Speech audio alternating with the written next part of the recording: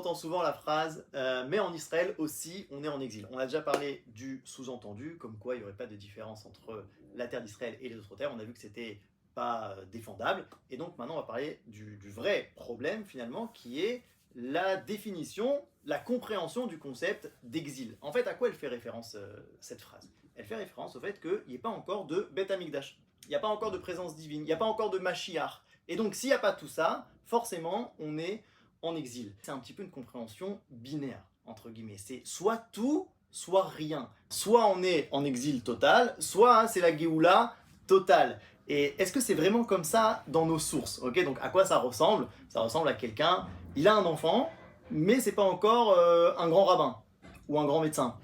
Et du coup, alors j'ai pas d'enfant. Bah, n'importe quoi, t'as un enfant, ok? C'est-à-dire que si c'est pas parfait, alors ce qui existe, c'est rien du tout. D'ailleurs, le peuple juif, avec Yehoshua, lorsqu'il rentre en Israël, il va se passer 440 ans avant la construction du premier Beth Amikdash. Et on le voit dans nos sources. La Géoula, la délivrance, peut se passer lentement. C'est un processus, petit à petit. Par exemple, dans Talmud Yerushalmi, Masechet Brachot, Rabbi Chia, il nous dit Kachi Geulatam Shel Israël, Bitrila Kima Kima. C'est-à-dire petit à petit. La Géoula d'Israël, elle se passe petit à petit. Et il y a plein de sources qui vont dans cette direction. Il y a le Midrash Tehilim qui nous dit la Géoula ne vient pas subitement, mais progressivement. Rabbi Hillel Mi Shiklov, un élève du Gaon de Vilna, il nous dit comme ça, au nom de son maître, le Gaon de Vilna, un principe important est que toutes choses qui doivent arriver à leur perfection au temps de la Géoula viennent progressivement. On a beaucoup de sources qui nous disent que ça va petit à petit, mais même plus que ça, il y a en vérité des étapes.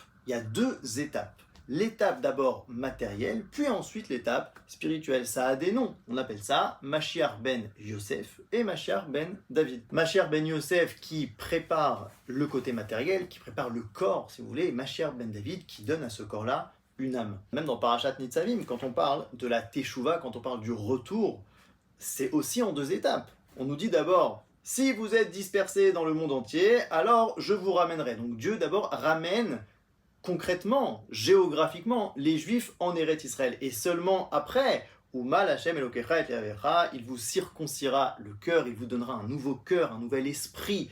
C'est d'abord le côté corporel et ensuite le côté spirituel. Pareil dans Yecheskel, dans la fameuse prophétie des os desséchés, lorsqu'il voit des squelettes se mettre en place, okay, on voit d'abord les os, puis la chair, les tendons, etc., la peau, puis un esprit. C'est-à-dire que la Géoula, elle se passe petit à petit et elle se passe par étapes. Et la première étape, c'est une étape matérielle. C'est un retour géographique, un retour physique. D'ailleurs, ce retour physique, il a fait très peur à certains Amoraïm dans la Gemara, dans Sanhedrin. Il y a une discussion de plusieurs Amoraïm. Est-ce que tu veux vivre au temps du Mashiach?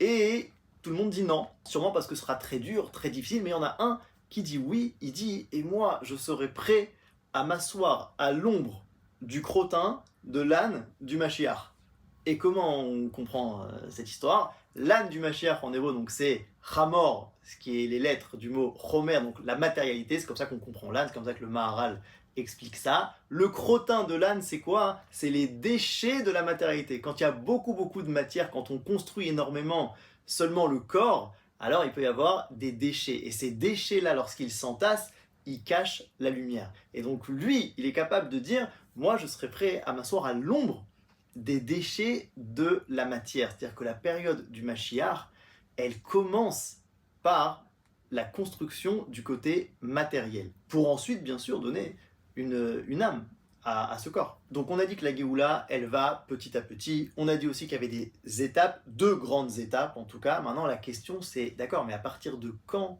on sait que c'est plus l'exil et que la Géoula a commencé? Ça, on en parlera une autre fois.